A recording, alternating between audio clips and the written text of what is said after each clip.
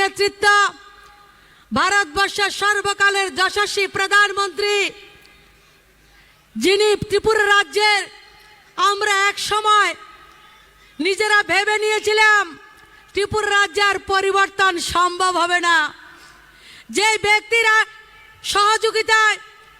যে ব্যক্তির আশীর্বাদে আমাদের রাজ্যের গণদেবতারা বিশ্বাস করে আমাদেরকে আশীর্বাদ বর্ষণ করেছেন, সেই ব্যক্তিত্ব, সেই নেতৃত্ব, সেই যশস্বী প্রধানমন্ত্রী আমাদের কাছে আসবেন এবং এখন আমাদের রাজ্যে এসে গেছেন। কিছুক্ষণ পরে আমাদের মঞ্চে উনি আসবেন, আমাদেরকে গৌরবান্বিত করবেন। আমরা আজকে ইতিহাসের সন্ধিক্ষণে রয়েছি, সেই ইতিহাসের সাক্ষী ত্রিপুরা রাজ্যের প্রত্যেকটা নাগরিক আমরা সাক্ষীর জন্য অপেক্ষা করছি। আজকে এই মঞ্চে আমাদের সঙ্গে উপস্থিত রয়েছেন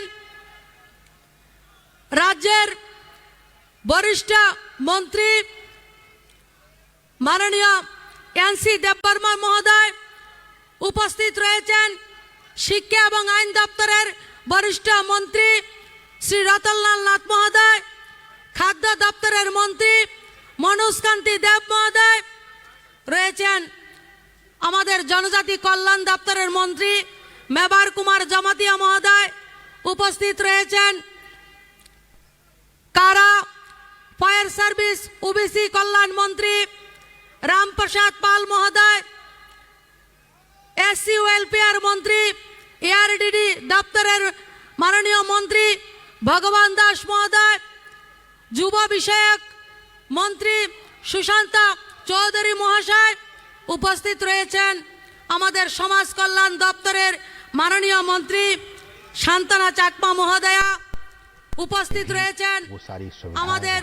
পার্লামেंटे আমার साथी। इस टर्मिनल भवन के उद्घाटन के बाद से जो इंटरनेशनल एयरपोर्ट्स और जो वहां सुविधाएं होती हैं वो सुविधाएं अब यहां भी उपलब्ध होने लगेंगी। कुल 20 चेक इन काउंटर्स यहां पे होंगे ताकि लोगों को एक साथ अलग अलग काउंटर्स पे वो जाएंगे, चेक इन काउंटर्स पे होंगे, भीड़ यहां पे ज्यादा नहीं होंगी। लोगों की सुविधाओं को, यात्रियों की सुविधाओं को ध्यान में रखते हुए कुल 20 चेक इन काउंटर्स बनाए गए हैं और ऐसा कहा जा रहा है कि अंतर्राष्ट्रीय यात्रियों और कुल डोमेस्टिक पैसेंजर्स के साथ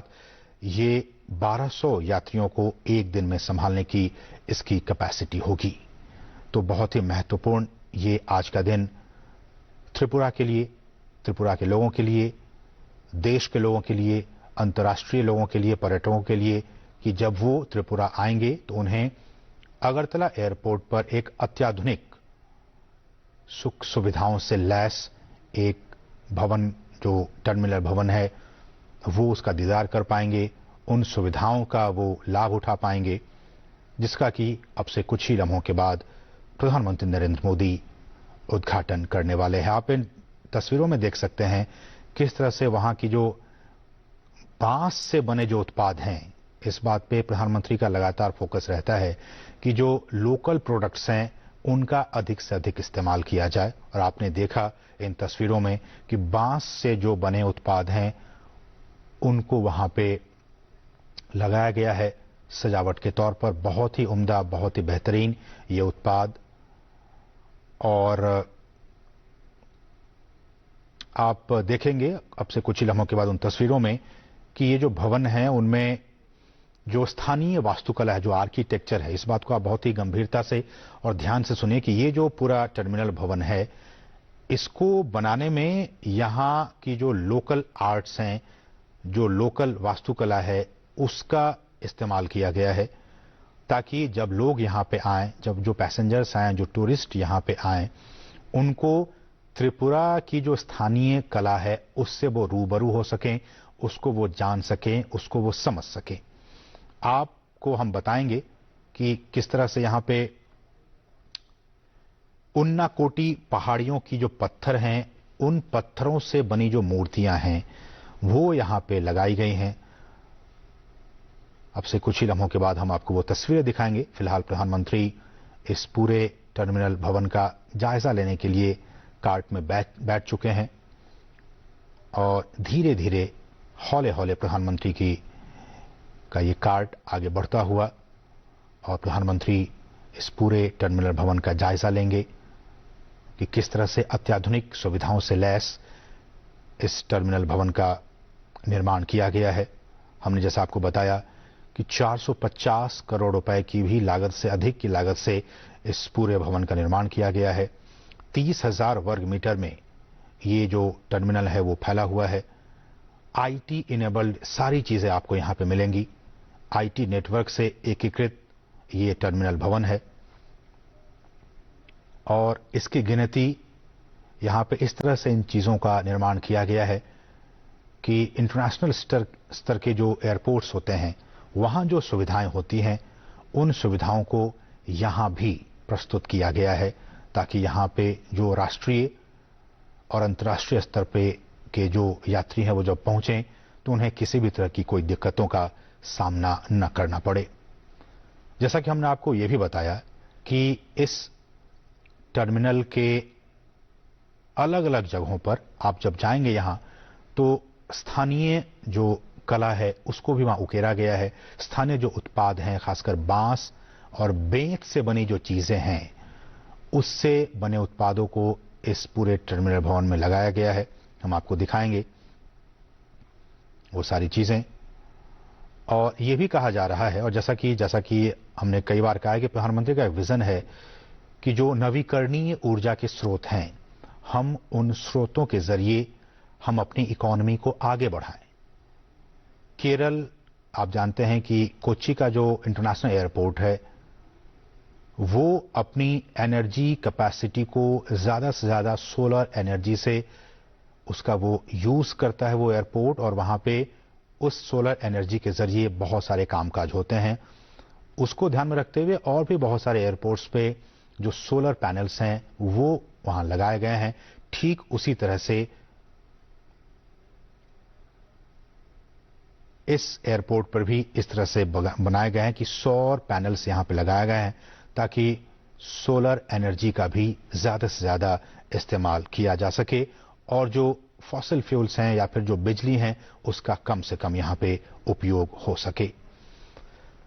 वास्तुकला पे अगर हम आए तो हवाई अड्डे का जो टर्मिनल भवन है जिसका कि जायजा इस वक्त प्रधानमंत्री ले रहे हैं उसमें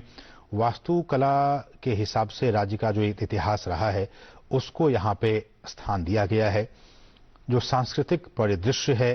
त्रिपुरा के उसको भी ध्यान में रखते हुए इस पूरे टर्मिनल भवन को डिजाइन किया गया है। और जैसा कि हम आपको अभी दिखाएंगे कि यहां पे एक विशेष पत्थर लाए गए हैं। उन्नकोटी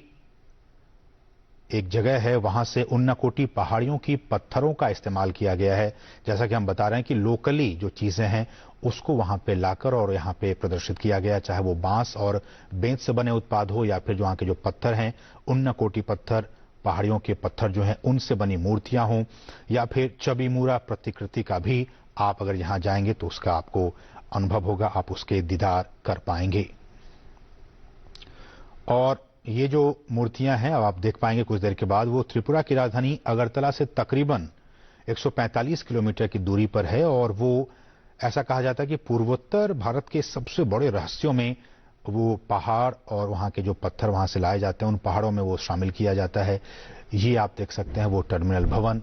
प्रधानमंत्री इन तमाम चीजों का जायजा लेते हुए पूर्वोत्तर में कनेक्टिविटी के लिहाज से, और जैसा कि आप जानते हैं कि प्रधानमंत्री का ये कोशिश है कि पूर्वोत्तर को पूरे भारत का और ईस्ट एशिया का एक प्रवेश द्वार के तौर पर बनाया जाए, उस दिशा में ये बहुत ही महत्वपूर्ण कदम आज का ये दिन। जैसा कि हम आपको कहते हैं कि लुक ईस्ट पॉलिसी के तौर पर एक बार हम उन नीतियों पे आए जिन नीतियों के जरिए ये सारी चीजें हो रही हैं केंद्र सरकार की तरफ से, प्रधानमंत्री मोदी की तरफ से, कि क्यों मणिपुर को, त्रिपुरा को और बाकी जो तमाम जो स्टेट्स हैं नॉर्थ ईस्ट के उस पर इतना फोकस दिया जा रहा है, क्योंकि प्रधानमंत्री ये कोशिश है कि लुक ईस्ट के बाद एक्ट ईस्ट पॉलिसी में हम उसके साथ एंगेज हों।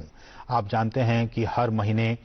केंद्र सरकार के जो मंत्री हैं वो जाते रहते हैं, वहां की यात्राओं पे रहते हैं, और ताकि एक ये जो पहले की कहावत थी कि नॉर्थ ईस्ट के लिए दिल्ली दूर है,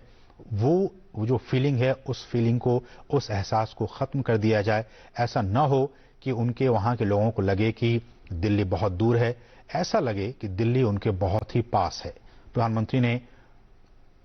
मणिपुर में जब वो एक रैली को संबोधित कर रहे थे तो उन्होंने इस बात का जिक्र भी किया था। और एक्ट ईस्ट पॉलिसी का मकसद, चूंकि आज का दिन इन तमाम मुद्दों पर बातचीत करने के लिए बहुत ही समीचीन है, क्योंकि जिस तरह से प्रधानमंत्री का एक विजन रहा है कि हम नॉर्थ ईस्ट के जो 7 सिस्टर्स हैं, जो तमाम राज्य हैं, उन तक विकास की गंगा को और भी कैसे पहुंचाएं, उसको और भी कैसे मजबूती प्रदान की जाए, कनेक्टिविटी के लिहाज से, संस्कृति के लिहाज से, हेल्थ के लिहाज से, आईटी के लिहाज से, इन तमाम क्षेत्रों में पूर्वोत्तर के राज्य भी आगे बढ़ सकें। प्रधानमंत्री का यह विजन रहा है, पहले लोक ईस्ट और उसके बाद अब एक्ट ईस्ट पॉलिसी। और इसी पॉलिसी का मकसद आप देखिए इन तस्वीरों में, जिस बात का जिक्र हम कर रहे थे कि वहां पे बांस और बेंत से जो बने उत्पाद हैं, उन उत्पादों को वहां पे बहुत ही प्रमुखता से लगाया गया है ताकि उन कारीगरों को भी रोजगार का मौका मिल सके और जो त्रिपुरा की जो एक पहचान है, ये जो धरोहर हैं, उनको भी वहां पे प्रदर्शित किया जा सके ताकि जो राष्ट्रीय और अंतर्राष्ट्रीय स्तर के जो लोग हैं वो जब यहां पे आएंगे तो उनको यहाँ के लोकल प्रोडक्ट्स के बारे में जानकारी मिल पाएगी। और जैसा कि आप जानते हैं कि प्रधानमंत्री ने ये आह्वान भी किया है कि आप जो लोकल प्रोडक्ट्स हैं उसके लिए वोकल बनिए, वोकल फॉर लोकल। तो इसी सोच को प्रदर्शित करते हुए यहाँ पे आप इन प्रोडक्ट्स को देख सकते हैं जो यहाँ पे आप तस्वीरों में देख रहे हैं। मैं एक बार फिर से रुक करना चाहूंगा एक्ट ईस्ट पॉलिसी के तहत, क्योंकि ये बहुत ही महत्वपूर्ण है और आपकी जानकारी के लिए डीडी न्यूज के जरिए आप इन तस्वीरों को देख पा रहे हैं। जानकारी हम आपको बता दें कि इन एक्ट ईस्ट पॉलिसी के जरिए प्रधानमंत्री और केंद्र की मोदी सरकार की ये कोशिश है कि किस तरह से जो एक्ट ईस्ट के जो तमाम राज्य हैं उन तक अपनी पहुंच को बढ़ाया जा सके, বৎসরে মাত্র पहुंच को बढ़ाई जा सके। 1000 টাকা